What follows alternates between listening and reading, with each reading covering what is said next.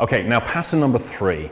Pattern number 3 is quite a simple pattern, and it's one of those ones that if you manage to achieve this in a session with a client who has chronicity, so their problems are defiant to all of the therapy and intervention they've had, you will probably achieve more than anyone else has achieved with that person.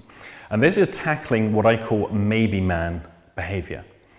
Now, I first came across maybe man behavior, I think it was around about 2007, and really understood it over the next 2 years.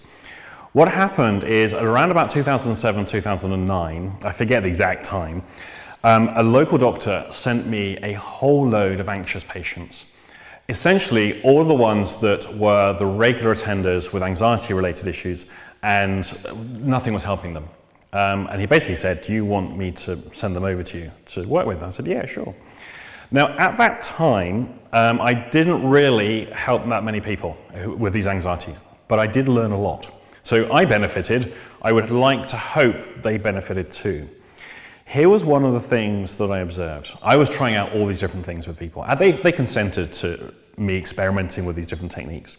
Much to my eternal embarrassment and shame these days, I was doing the tapping work, where they would tap their face and say, even though I feel anxious, I deeply and completely accept myself. That kind of nonsense, anyway. Now, what I recognized was that the tapping work itself, some people were reporting phenomenal results.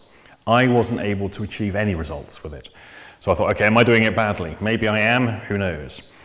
I was slightly questioning about some of the claims that were being made. But I couldn't help but notice there was something that was happening. Instead of experiencing the problem and now passively waiting for the problem to change, something so simple as tapping now gives people something to do. I experience the problem, now I do something about it. I think that is quite impressive in itself, just for getting people to do something differently, get people to change. And of course it starts to install a certain attitude in people. Now, admittedly, they end up doing this all the time, and maybe not changing. However, this was the thing I noticed with these clients. I would say, I want you to tap just beneath the eye, and I would demonstrate like this.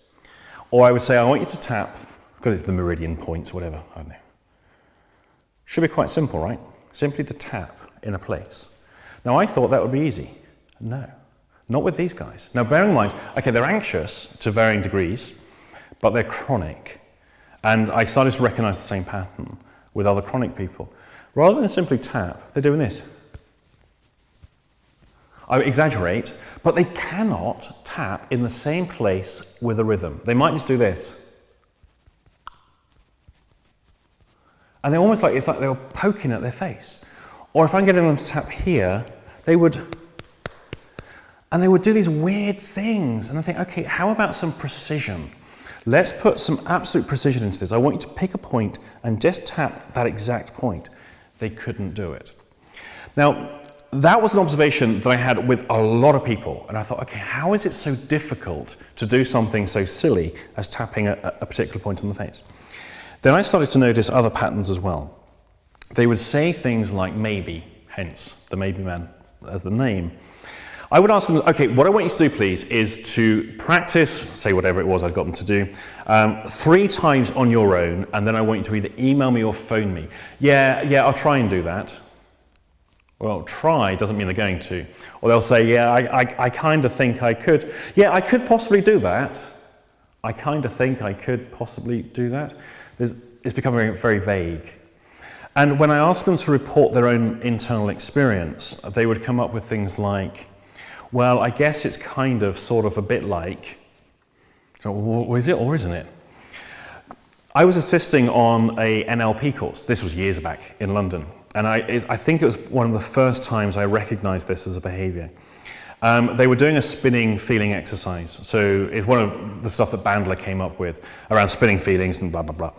Now, I got called over, I was an assistant, and I got called over to one of the groups. And they said, well, it's not working. We're not actually getting anywhere with this particular person. So I said, okay, let's just start here. Where is the feeling? Well, it's kind of sort of in my chest. I said, it's kind of sort of in your chest. Where is it? Oh, it's in my stomach. I said, okay, now work with that feeling. Because when it's kind of sort of, it's not. It's only kind of sort of like that. So what we're seeing is, it's kind of sort of. We're not working with the actual information that's going to make the difference. They're kind of on the peripheries of working with it, but they're not really. It's almost like they're going through the motions, they're going through a set of empty rituals and gestures which aren't connecting to the actual structure of the problem they've got. Hence maybe man. It is or it isn't. It might be maybe sort of a bit like.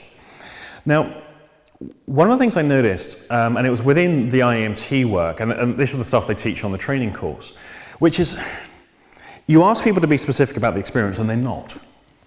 And there's the algorithms in the IEMT is how we get people to be specific.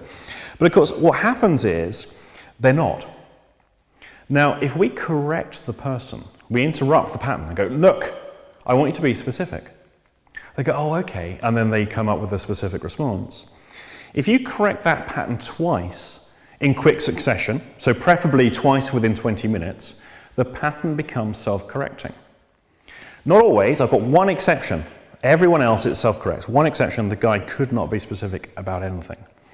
And the 2 sessions I did that were 2 hours long each were excruciating for me and him, and it was nothing else than trying to get him to be specific about his own experience. When we know what we're experiencing, good or bad, we can do something about it. It's that simple. When we don't really know what's happening to us, then how do we do anything about that? For example, how many people have I watched in hospitals, in the health service, who are being bullied? They don't know they're being bullied. They're being undermined by management or by their colleagues or by subordinates that don't like them, and they're getting anxious, they're feeling nervous about stuff, their self-esteem is going, their confidence is being eroded, but they don't know they're being bullied because they've always worked in that environment as an adult, therefore they don't know what's happening to them. This is the kind of stuff that starts eroding. What we're doing with Maybe Man is we're getting the person to accurately assess what's happening. The extension of this was the metaphors of movement. Metaphors of movement work is about identifying where the person is, not where they're trying to get to. It's about accurately assessing where the person is and what is happening. The World Health Organization defines mental health as a state of well-being. I'm not convinced, because I know I can be very unwell and suffering psychologically and emotionally, but be perfectly mentally healthy. Mental health is not a state of well-being. Mental health is an accuracy about knowing what's happening. The more accurate we are about what's happening, the more effective we can be in dealing with it. So with Maybe Man, what we do is correct it. It's kind of sort of a bit like, perhaps, I guess so. Right, we're going to go on to pattern number 4.